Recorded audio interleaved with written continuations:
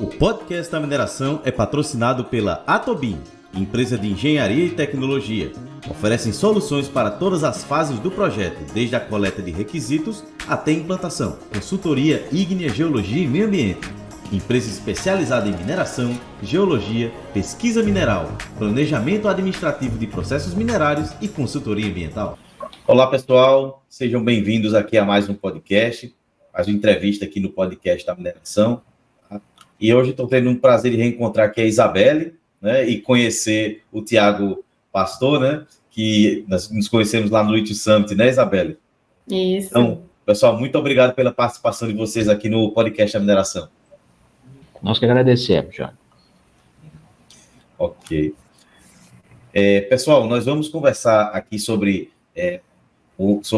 mais uma vez, essa parte de legislação mineral, né? Mas dessa vez vai ser um foco mais sobre os aspectos regulatórios minerais estratégicos, né? Pela ANM, sobre a perspectiva empresarial. Eu estou aqui com a Isabelle Line, né? Que é advogada do escritório Rolim Goulart Cardoso Advogados. Ela realiza MBA em Direito da Mineração Ambiental e ESG pelo Instituto Mineiro, é especialista em Direito da Mineração pelo Centro de Estudos de Direito e Negócios, o CEDIM, graduado em Direito pela IBMEC, tem expertise aí em questões jurídicas envolvendo empresas de mineração e órgãos regulatórios e participa de comitês do IBRAM. E também o Tiago Pastor, que é advogado e sócio da área de Direito Minerário, também pelo escritório Rolim Goulart Cardoso, membro de comitês de sustentabilidade jurídico do IBRAM, Master of Laws em Direito Empresarial pela Stell Law School, né? Graduado em Direito pela Faculdade Milton Campos, atua em Direito Minerário, Ambiental e ESG, possui vasta experiência em consultoria judicial e administrativo, possui também atuação em áreas florestais, recursos hídricos, patrimônio histórico e infraestrutura, entre outros, tá? E vamos falar, como eu disse, sobre esse aspecto regulatório, mas antes gostaria de agradecer aos nossos patrocinadores, né? A Atobin Engenharia, que atua com desde a coleta de pré-requisitos até a fase final do projeto, com tecnologias de ponta, como GeoScan e GeoRadar, acesse o site atobin.com. A Ígnea Geologia e Meio Ambiente, já tem 10 anos, uma das líderes do mercado em consultoria ambiental, geologia, também nessa parte de gestão de direitos minerários. E também a minha consultoria, a Mino Mine Innovations, que atua com planejamento de lavra, todo o setor mineral, todo o território nacional. Manda um e-mail para johnny.lima@gmail, peça aí um orçamento, né? Antes da gente começar, pessoal, gostaria que vocês apresentassem o escritório aqui para os nossos ouvintes, para que a gente falasse aqui nossas conversas. Muito bem. Johnny, primeiro, nossos agradecimentos aí pelo convite. É um prazer atender aqui ao convite do podcast, poder dar a nossa contribuição, né, ao debate de temas que são tão importantes a uma indústria fundamental ao desenvolvimento do nosso país, que é a indústria da mineração.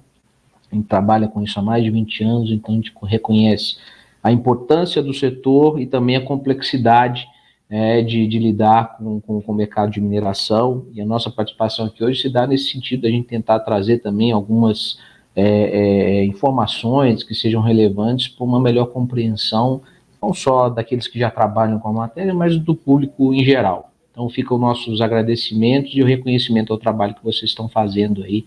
Realmente muito obrigado.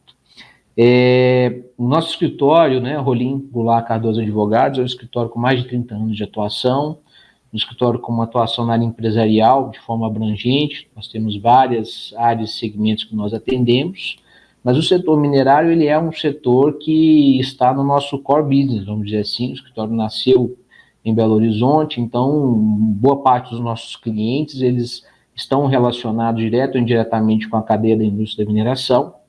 Então é uma área em que nós temos uma atuação muito forte, e em diversas áreas de atuação, não só na parte regulatória minerária, que é onde eu e a Isabelle atuamos mais, mas na parte também relacionada a direito societário, direito tributário, direito imobiliário. Então, o nosso escritório tem uma atuação abrangente na área empresarial, e nós temos, vamos dizer assim, uma expertise desenvolvida em apoio a projetos de mineração. Eu sou sócio responsável, trabalho com as áreas ambiental e minerária há mais de 20 anos, e a Isabelle é advogada líder também da área ambiental, que trabalha na nossa equipe. Então, enfim, estamos à disposição de você aqui nesse desafio de tentar falar um pouco sobre esse mercado. Muito obrigado. Perfeito. Isabelle, começar aqui com você, né? Poderia nos explicar a importância do setor da mineração para a economia brasileira? Vamos lá, John. Antes de mais nada também, sempre bom revê-lo. É um prazer estar aqui, eu agradeço o convite. Eu já acompanho o podcast de mineração já tem um tempo, eu sei do seu compromisso de fomentar o conhecimento, sobretudo para o setor minerário, né, trazendo essas questões não só atuais, mas sobre o ponto de vista técnico e principalmente da prática da atividade minerária no Brasil. E eu acho que aí, aproveitando esse ensejo, eu acho que a conexão com a pergunta, quando a gente tenta entender qual que é a importância do setor da mineração na economia brasileira, a gente vê que há alguns anos atrás não era tão disseminado assim. Antes, né, acho que poucos se davam conta da importância da mineração para a economia e, sobretudo, para a sociedade. Eu acho que talvez pode soar um pouco piegas, mas a gente que está acostumado com esse debate, com a própria vivência da mineração, a gente associa que a mineração está em tudo, né? Ela está presente desde as coisas mais simples, nos utensílios de cozinha, nos equipamentos em geral, mas passando também, hoje em dia, nos fertilizantes dos solos, medicamentos. E eu acho que, nesse aspecto, é muito importante a gente perceber que a atividade mineral, ela acaba ultrapassando do âmbito individual, né? Ela não está associada necessariamente só ao empreendedor e o minerador. Eu acho que os benefícios, eles acabam estendendo além da esfera do minerador para o Estado, a própria sociedade e as comunidades também. Acho que associar aqui, a gente pensa a contribuição para a economia, a contribuição da mineração, ela é milenar, vamos falar assim, né? Ela resulta não só de importâncias no setor econômico, propriamente dito, mas nas questões de infraestrutura, quando a gente pensa em pontes, estradas, aeroportos e agricultura, aspectos relacionados também às cidades urbanas. E eu peguei um dado recente do IBRAM, especificamente do ano de 2023, que ele fala que o saldo do setor mineral na balança comercial, ele correspondeu, no ano de 2023, a 32%. E quando a gente pensa em mineração, a gente logo associa a capacidade de empregos, né, que esse setor gera. Só no ano de 2023, a gente teve um saldo de 210 mil empregos e 2,5 milhões de empregos ao longo da cadeia. Então, só aí a gente vê a importância, né, e não só falar como é importante, mas aí eu lembro, no próprio evento que a gente estava, né, Johnny, o presidente da FIEM, à época, o Flávio, ele foi muito assertivo, porque ele falou, a mineração é portadora de futuro. Então, eu acho que se associa muito bem isso, né? Não só da importância, mas como ela é uma portadora de futuro para a própria sociedade. Se me permite, Johnny, só complementar, muito bem colocado pela Isabelle, é o seguinte, né? O Brasil, ele é um país que tem, dentro de suas próprias características naturais, vamos dizer assim, um país com um grande player de exploração mineral no mundo, sobretudo em algumas substâncias específicas de mineração. A cadeia mineral, ela é uma cadeia extremamente extensa, então a colaboração dela do ponto de vista econômico para o Brasil, ela é extremamente essencial. Inclusive é interessante, no ano passado foi divulgado um estudo pelo IPEA, juntamente com o Ministério de Minas e Energia, que é exatamente um estudo sobre a cadeia de exploração mineral, e tem um conceito interessante que eles chamam lá da cadeia de arrasto de produtividade, ou seja, da relação não só daquilo tudo que a própria indústria mineral produz, 4% do PIB, um número altíssimo em termos de tributos, empregos gerados, mas também da correlação da cadeia de mineração com outros meios de produção e como a cadeia mineral acaba sendo também um indutor de crescimento a outras cadeias produtivas no Brasil. Isso é muito importante para quem for entender. O IBRAM tem feito um trabalho muito grande, você acompanha, Johnny, de divulgação do setor mineral no Brasil. É importante que as pessoas entendam, como a Isabelle muito bem falou, que a mineração hoje ela faz parte de praticamente tudo. Então, algumas pessoas, né, se posicionam às vezes contra a mineração, ou de certa forma com preconceitos estabelecidos E, por outro lado, a gente precisa entender que a mineração ela é essencial, não só no conceito jurídico, por ser uma atividade de utilidade pública, interesse nacional, mas ela é essencial a qualquer coisa que a gente faça hoje, seja como cidadão, ou seja nas nossas vidas profissionais, ou enfim, qualquer atividade que seja. Falaram muito bem mesmo essa questão, né? E aproveito para perguntar novamente a Isabelle, né? Quais são, então, nesse tocante, né, os principais objetivos da ANM ao regular o setor de mineração? Pois bem, eu acho que nesse aspecto, acho interessante a gente trazer, tanto para fins históricos, mais comparativos, que a Agência Nacional de Mineração, ela é recente. Ela, se a gente for comparar com as outras agências, né, ela tem um período aí muito curto de criação. Salvo engano, são 8 anos, ela foi criada em 2017, então relativamente curto, se a gente for comparar. E acho que quase todo mundo vai se lembrar que antes o setor ele era regulado pelo DNPM. E durante muito tempo, o DNPM ele foi o responsável por promover não só o planejamento dos recursos minerais, mas como também supervisionar pesquisas geológicas, fiscalizar as próprias atividades da mineração. E com a criação da ANM em 2017, essa nova estrutura de regulamentação desenvolveu novas diretrizes e competências para o setor. E uma delas foi a figura da agenda regulatória. A agenda regulatória, ela nada mais é do que um instrumento de planejamento de temas prioritários. Então, ela define quais que serão ali os objetivos de cunho regulatório, que vão ser estudados em determinado período e que vão resultar ou não em uma nova regulamentação ou mesmo uma própria revisão das normas existentes, né? O que a gente tem hoje? Antes a gente tinha um período que a agenda regulatória ela estava prevista há um biênio. A gente teve uma resolução recente e a agenda regulatória hoje ela está fixada em um triênio de 2022, 2023 e 2024, e com diversos temas a serem revisados e analisados pelo setor, e um deles recente, né, que entrou para o eixo temático foi a segurança de barragem. Dentre esses tantos temas que estão previstos, a gente pode citar alguns: garantias para financiamento, a identificação de classificação de risco dos atos públicos, a gente teve o aperfeiçoamento das NRMs, né, que são as normas reguladoras da mineração, a gente teve também a modernização e a própria resolução 68 de 2021, que é do plano de fechamento de mina. A gente teve a atualização da 95, né, e esses temas, eles estão todos coligados na agenda regulatória. Então, acho que aí a gente pode dizer que a gente tem um caminho, pelo menos, bem fixado na agência, né, que é através da própria agenda. Realmente, a ANM é recente, né, tivemos já participantes deles aqui no podcast, mostra quão importante é o trabalho deles, né, dentro dessa fiscalização. Você apontou bem essa parte da fiscalização das barragens, né, tá crescendo Isso. Aí ao longo do tempo, e que realmente é muito necessário, né. E dentro desse aspecto, né, Isabelle, quais têm sido, então, as oportunidades de desenvolvimento do aspecto regulatório para exploração, assim, no caso que já está em alta hoje em dia, que é esses minerais estratégicos no Brasil? E o que tem sido feito? Essa é uma boa pergunta. Inclusive, a gente já teve a oportunidade de falar sobre isso, né, Johnny, em eventos anteriores. Eu acho que esse questionamento levantado de quais são as oportunidades de desenvolvimento no aspecto regulatório para a exploração dos minerais estratégicos, ele nos remete a pensar o que nós temos atualmente sob tanto o ponto de vista regulatório quanto nos próprios instrumentos da própria política mineral, né?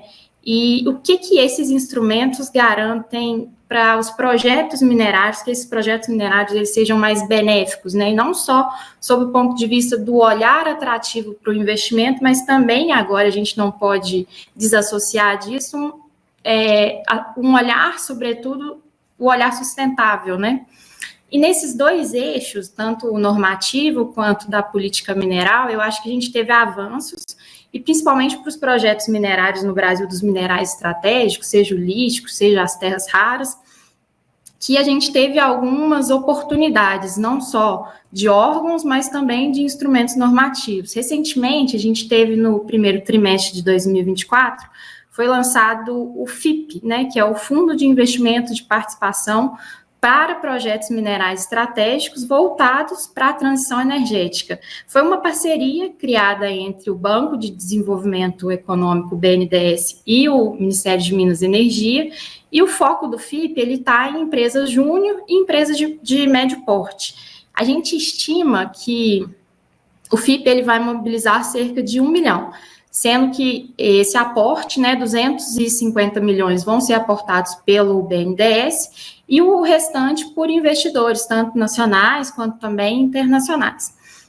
O que é interessante aqui, a pegada, é que essas empresas que vão receber esse investimento, elas têm que adotar melhores práticas de ESG.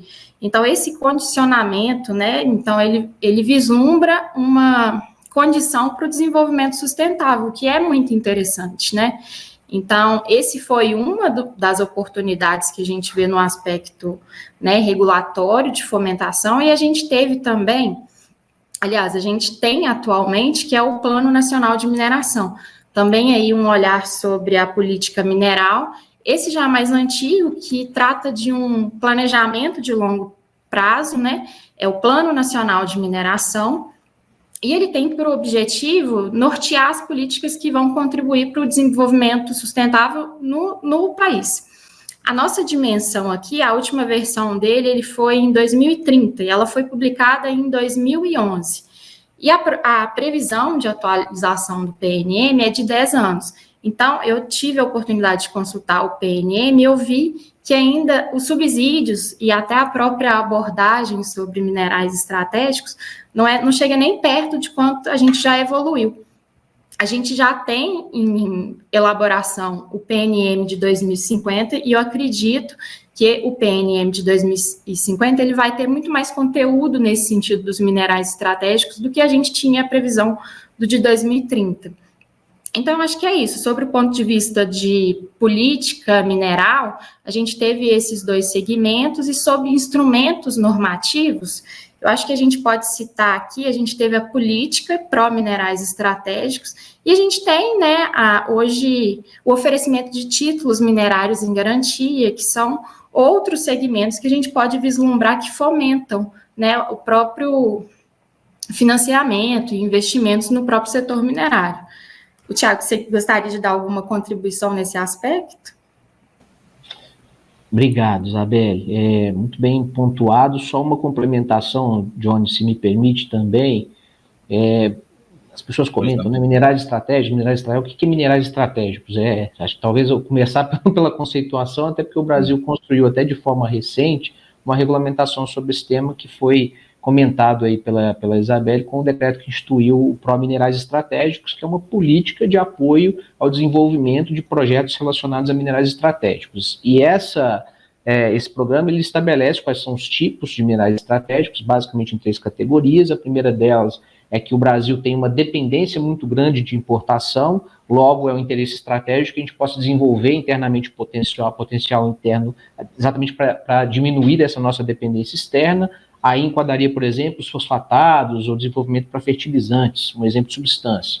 O segundo tipo de minerais caracterizados como estratégicos são aqueles minerais que se chamam como minerais que têm importância em aplicação para alta tecnologia. Então aqui entram as terras raras, o próprio lítio, né, que é toda essa nova onda de investimentos que a gente tem visto no setor mineral, e por fim uma terceira classe de minerais estratégicos, que são chamados aqueles bens minerais ou substâncias que têm vantagens comparativas ou até quantitativas, porque eles têm já uma participação muito grande na nossa balança comercial. E aqui entra, por exemplo, o minério de ferro. Então, todas essas tipologias, né, elas são considerados como minerais estratégicos, de acordo com, como falei, com esse racional, e o programa ele serve como investimento para tal, não só do ponto de vista de concessão dos títulos, mas também processo de aprovação ambiental, e como a Isabelle acabou de comentar, o governo tem apoiado, tem criado formas de incentivo, até de financiamento, através do FIP que foi comentado, do BNDES, exatamente para que a gente possa caminhar no Brasil, explorando esse grande potencial que temos de minerais estratégicos. Realmente, temos hoje aí, como Isabelle falou no início, né, que é o lítio, que está bem alta, mas há um tempo atrás eram outros minerais, né?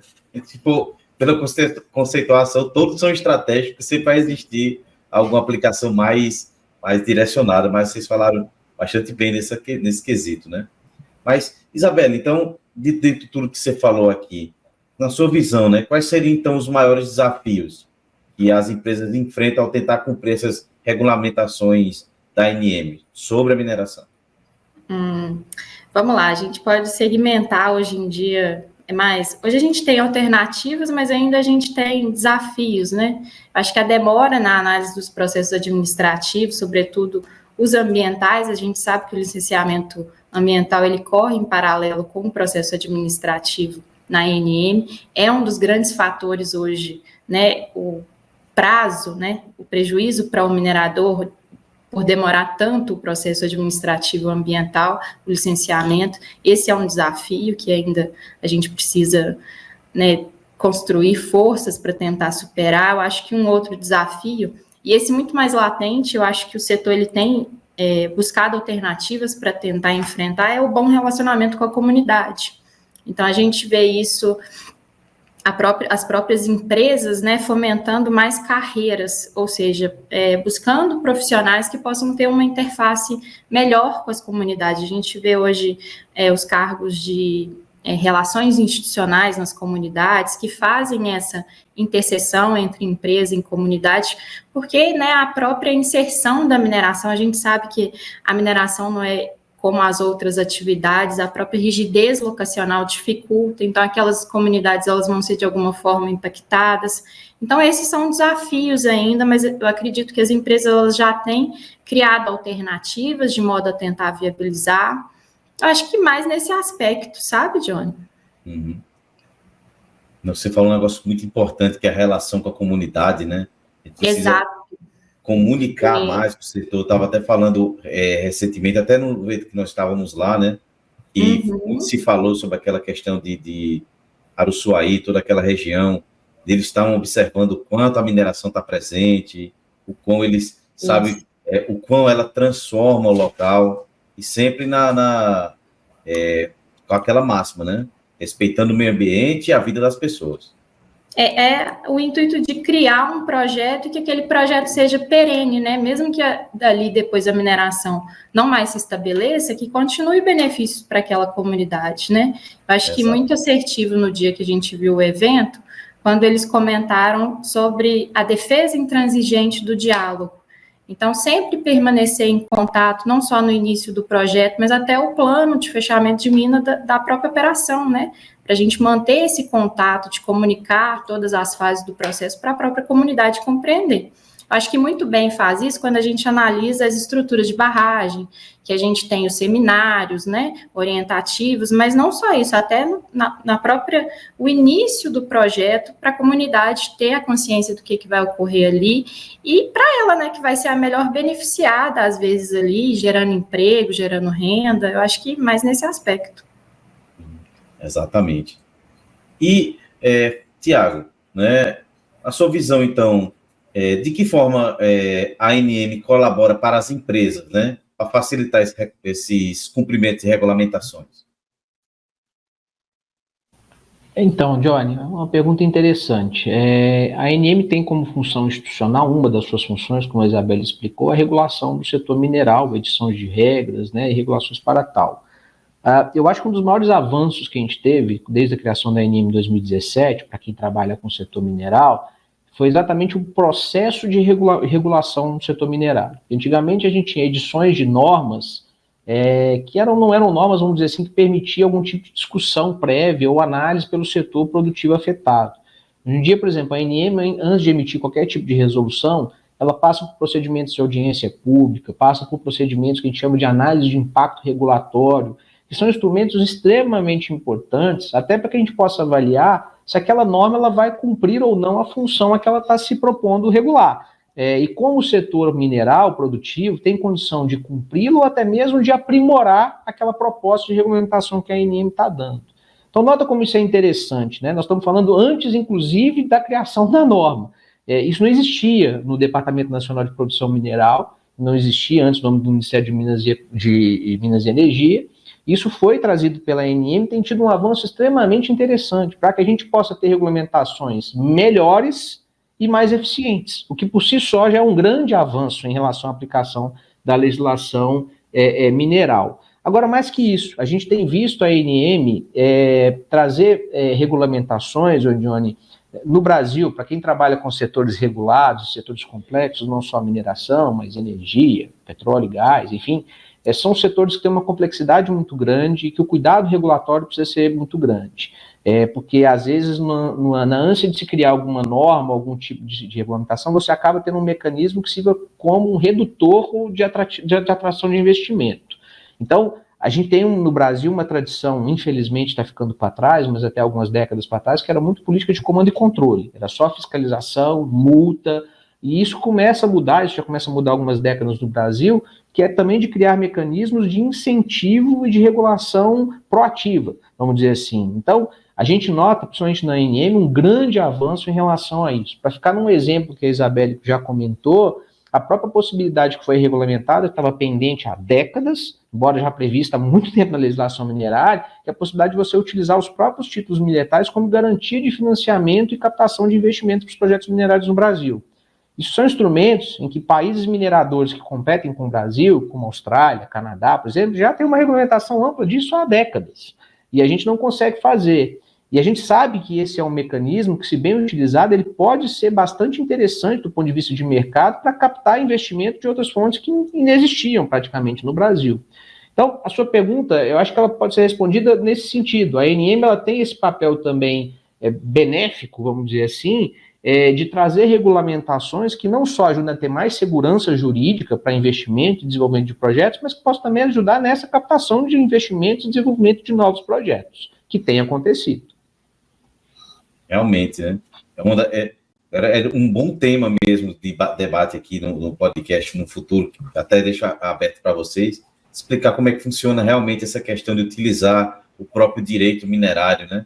Que eu ainda converso com muitas pessoas, elas ainda têm dúvidas sobre esse assunto, mas isso foi uma grande evolução, né? A gente vê isso na Constituição Civil, que antes de fazer o prédio, dar o prédio como garantia, isso com a mineração está surgindo, né? Então, isso para mim foi um avanço muito grande. A gente ainda tem desafios importantes em relação a mecanismos de financiamento mineral no Brasil, até pela própria característica da nossa construção da matriz de mineração no Brasil. Então, nós estamos falando de concessões da União, mas o Brasil, o processo exploratório minerário, ele começa como se fosse um triângulo, né? Na base, onde nós temos a pesquisa mineral, prospecção mineral, você tem muitas pessoas e muitos pesquisando, mas com valores geralmente baixos de investimento. Na medida em que aquele título, aquele potencial, ele vai se mostrando como efetivo, ou que tem a possibilidade de se tornar em lavra, você vai diminuindo o número de players, mas vai aumentando a necessidade de aporte de valores. Então, isso é interessante, e você ter mecanismos que deem segurança jurídica para investimentos, que permitam a captação de investimentos, inclusive internacionais, isso abre todo um flanco, vamos dizer assim, de atratividade de negócio no Brasil.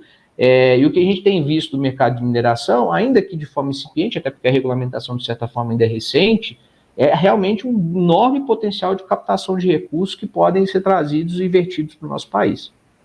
E outro aspecto também, eu acho que a oneração, né, que essas garantias causam, ela dá publicidade ao negócio e ela evita que terceiros que venham querer negociar com aquele credor originário alegue eventual desconhecimento daquele ônus imposto ao título.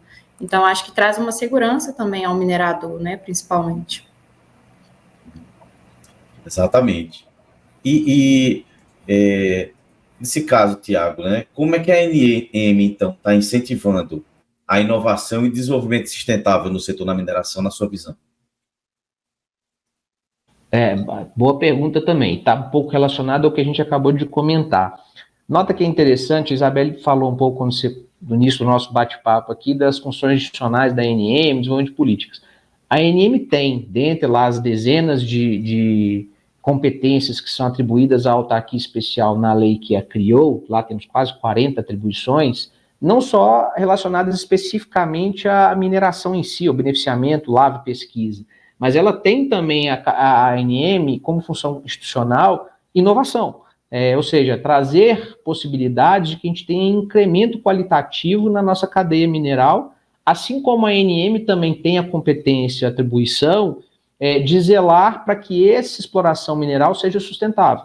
Ou seja, a ANM também tem a obrigatoriedade, o dever, a atribuição legal de zelar para que esses projetos minerários sejam desenvolvidos de forma a resguardar a nossa proteção ambiental e a legislação ambiental que também é largamente existente no Brasil.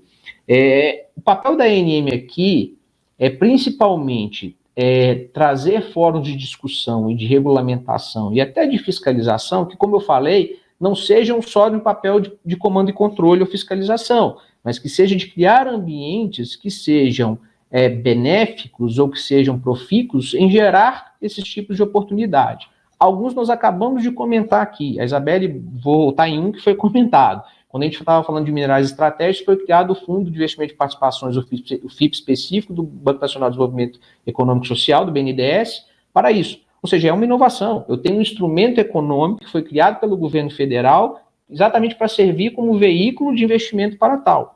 Nós estamos falando dentro de minerais estratégicos, nós comentamos dos chamadas terras raras, que são estreitamente vinculados ao desenvolvimento de novas tecnologias. A gente está falando do lítio, estamos falando de outros minerais que vão ser utilizados em aparelho celular, aparelhos de comunicação que nós estamos utilizando, veículos automotores. Então, nota, a ANM na medida, não só a ANM, mas toda a política mineral brasileira, na medida em que ela avança e tem trazido regulamentos nesse sentido, ela acaba destravando um mercado de oportunidades que vai trazer inovação e que vai também garantir sustentabilidade. Uma outra forma, também para ficar aqui, acho que são exemplos interessantes, que já foi comentado, é a própria questão que a gente teve do tratamento de barragens de rejeito e estamos tendo também agora das pilhas de estéreo.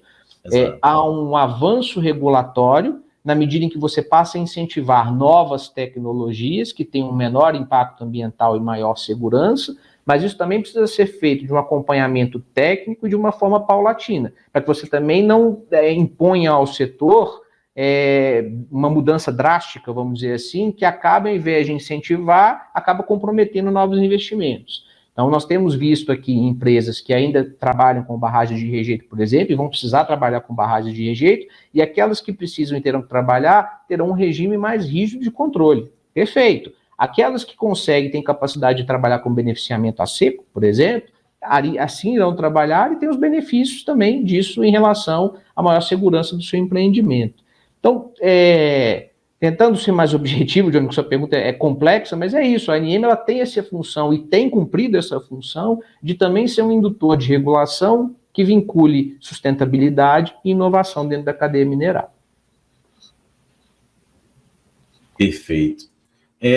Outra questão também relacionada a essa parte de regulamentação, né, é que que forma vocês observam que as regulamentações podem evoluir para apoiar o crescimento e competitividade dessas empresas brasileiras nesse cenário global que a gente já vê, né, com o lítio e outros minerais estratégicos? Eu acho, Johnny, que a primeira forma que a ANM pode contribuir, que essas regulamentações podem contribuir, é trazendo segurança jurídica. No setor minerário no Brasil, infelizmente, até poucos anos atrás, nós tínhamos várias situações que ficavam num vácuo normativo, numa zona cinzenta, e havendo risco para o investidor, esse é o pior cenário. A gente trabalha aqui, né, basicamente assessorando empreendedores e investidores. O que a gente sempre fala, o pior para mim é a incerteza de saber. Se eu tiver o risco, pelo menos eu consigo quantificar o risco, por pior que ele seja, é melhor do que não saber qual é o risco. Então, no Brasil, ainda era muito comum, e ainda nós temos alguns tipos de áreas que precisam ser regulamentadas de uma forma mais efetiva. Vou dar um exemplo. Nós falamos de vários aqui que já foram regulados e que tem um avanço, alguns que ainda pendentes. Um exemplo é a própria questão das declarações de utilidade pública pela ANM. Existe previsão, desde a lei que criou a ANM em 2017, de que a ANM teria essa competência de fazer a declaração de utilidade pública das áreas para serem afetadas, né, por projetos minerários. Isso ainda não foi feito, até hoje não foi regulado. Isso traz um mecanismo que acaba penalizando de forma projetos que já poderiam estar se utilizando dessa forma para desimpedir áreas, para poder possibilitar expansões de áreas, para poder novas pesquisas minerárias, que infelizmente não conseguimos. Agora, se a regulação for feita e for bem feita, ela serve como um mecanismo indutor. A gente tem empresas brasileiras que têm um potencial enorme, por exemplo, de exploração em terras raras, que a gente acabou de comentar aqui agora há pouco. Essas terras raras, elas só vão poder se tornar exploráveis se a gente conseguir ter um processo racional e, de certa forma, ágil, tanto para a concessão da exploração mineral, quanto, por exemplo, o licenciamento ambiental dessas áreas. Então, toda essa regulação e o programa que nós comentamos, a política de investimento, né, em minerais estratégicos, ela é importante nesse sentido, para que a gente possa criar mecanismos de agilização desses projetos, com segurança jurídica e sem abrir mão de critérios qualitativos. Né? Ou seja, que a gente garanta que todos esses projetos estão sendo analisados, que a segurança em relação ao meio ambiente, por exemplo, está sendo respeitada. E a gente tem condições de ter empresas brasileiras que já são grandes players no mercado de mineração, que possam ser ainda maiores, ou de mesmo empresas hoje que ainda são empresas pequenas, ou incubadas, vamos dizer assim, que têm um potencial de desenvolvimento gigantesco, inclusive de exploração, não só no Brasil, como de mercado internacional, com expertise que ela pode desenvolver de projetos internos. Realmente, bem claro o que você explicou agora, Tiago. Realmente é uma muito boa visão. E como é que você vê também, assim, como o governo e o setor privado, né, estão atuando junto, eles podem colaborar mais efetivamente para melhorar essa regulamentação e a exploração mineral? Ô, Johnny, eu acho o seguinte, eu acho que o primeiro passo é a gente poder apresentar melhor à sociedade o que é a mineração, o que é o setor minerário. Infelizmente, as pessoas, na grande maioria, não têm o conhecimento do que representa a mineração e dos benefícios trazidos pela mineração ao país. É um pouco da conversa que nós estávamos tendo no início aqui do nosso bate-papo. E eu acho que isso tem desenvolvido, a gente vê os setores produtivos muito mais engajados em relação à comunicação, à apresentação à comunidade da necessidade, da essencialidade do setor mineral. O IBRAM tem cumprido com essa função, e a gente tem visto também o governo muito mais preocupado em relação a isso, né? Ou seja, que a gente consiga demonstrar os projetos de mineração no Brasil, não só pelo seu viés negativo. É óbvio que a atividade de mineração, ela é uma atividade inerentemente impactante. Na medida em que você tem uma intervenção, você vai fazer uma intervenção sobre recursos naturais, naturalmente você vai ter algum tipo de risco, algum tipo de impacto. Mas esses riscos, eles podem ser mitigados, os impactos podem ser mitigados e compensados conforme largamente previsto na legislação brasileira. E a gente precisa entender também a cadeia de benefícios trazida por esses projetos de mineração. Agora, a efetividade ou a melhora da regulamentação no Brasil, ela já tem acontecido, um pouco do que a gente comentou aqui. Vou reforçar, por exemplo, aqueles dois mecanismos que eu falei, porque nós não estamos falando só de discussão da aplicação da norma, nós estamos falando de melhoria de construção das regulamentações. Então, instrumentos, por exemplo, como as audiências públicas, as análises de impacto regulatório, o benefício que isso tem trazido ao setor minerário no Brasil é algo exponencial, é impressionante, porque antes a gente tinha, sendo bem transparente aqui, às vezes a gente via portarias editadas pelo antigo DNPM, que a gente tinha dificuldade até de entender de que forma foi editado, por que se editou. Haviam erros até conceituais da forma como a portaria às vezes era editada, porque não havia esse diálogo com o setor produtivo.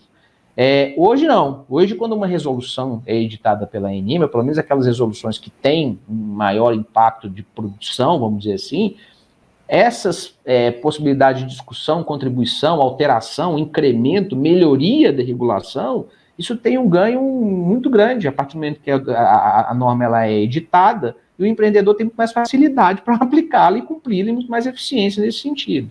Então, assim, o que a gente nota, e o setor de mineração no Brasil nas últimas décadas, acho que a gente tem passado por várias ondas diferentes, em ponto de vista regulatório, né, que é a nossa área de atuação aqui, como uma assessoria jurídica, é que a gente vê uma melhoria qualitativa das regulamentações que deriva exatamente dessas possibilidades de interação entre o setor público e o setor privado, que tem contribuído, sim, muito para o incremento da mineração no país, mas ainda temos muitas oportunidades de melhoria, que é o que a gente aguarda e assim espera.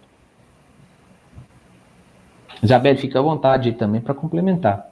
Não, acho que você foi Passou por tudo, Tiago, foi bem completo. Eu acho que também as consultas públicas, elas estão aí, a gente viu recentemente da Resolução 95, o tanto que a comunidade participou, né, professores, nós mesmos advogados, equipe técnica, todo mundo colaborando para ter uma resolução melhor no final para toda a sociedade, para aquelas normas ali atendessem todo mundo, e eu acho que é nesse sentido mesmo que a gente tem que caminhar.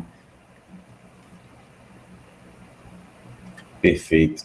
Pessoal, acho que eu tenho certeza que a gente podia ficar falando sobre esse assunto aí o resto do dia, mas foi um tema bacana que a gente discorreu aqui. Com certeza quem ficou aqui até agora entendeu bastante sobre o assunto desse podcast. E, novamente, agradeço a vocês pela participação e deixo as portas abertas quando quiserem voltar. Encontro vocês lá na Expo Zibram, pessoal. Isso aí, obrigada, Johnny, é um prazer conversar com você, uma sorte encontrá-lo, vamos sim, a gente vai mantendo contato, a gente fica à disposição, seja para esclarecer uma dúvida ou eventualmente também participar de novo com você, é sempre um prazer. Exatamente, Johnny, reitero aí os agradecimentos da Isabelle, parabenizo novamente pela iniciativa do podcast, eu acho que espaços como esse são muito importantes para que a gente possa levar ao grande público aí o conhecimento melhor, né, do trabalho que é feito, e fico à disposição aqui, eu e toda a equipe do escritório, a contribuir com vocês ou com os nossos ouvintes aí, quem puder, tiver interesse, a gente está inteira à disposição para colaborar. Muito obrigado. Que agradeço. Isabelle, se quiserem entrar em contato com o escritório, quais são as redes, como é que pode ser feito? Então, a gente tem o canal de comunicação, você pode acessar também o site do escritório, Rolim Goulart Cardoso, do LinkedIn também, as plataformas de acesso do LinkedIn de cada profissional, mas eu acho que o melhor contato seria o site do escritório e o próprio LinkedIn. Tá, okay. Isso, o site do escritório é www.rolim.com, então é bem simples, Rolim com M de Maria no final. Lá você encontra também os currículos do meio da Isabelle, os nossos contatos por e-mail, telefone, e a gente vai estar à disposição de quem precisar. Perfeito. Novamente, pessoal, muito obrigado. Pessoal, lembrando que o podcast da mineração é patrocinado pela Atobim Engenharia, acesse o site atobim.com, pela Ignea Geologia e Meio Ambiente, acesse o site igneabr.com.br, minha consultoria, mininovations.com, tá? E Isabelle e Tiago, muito obrigado. E lembre-se, mineração pode não ser o futuro, mas não existe futuro sem mineração. E até a próxima. Muito obrigado. Tchau. Boa tarde. O podcast da mineração é patrocinado pela Atobim, empresa de engenharia e tecnologia. Oferecem soluções para todas as fases do projeto, desde a coleta de requisitos até a implantação. Consultoria Ignea Geologia e Meio Ambiente. Empresa especializada em mineração, geologia, pesquisa mineral, planejamento administrativo de processos minerários e consultoria ambiental.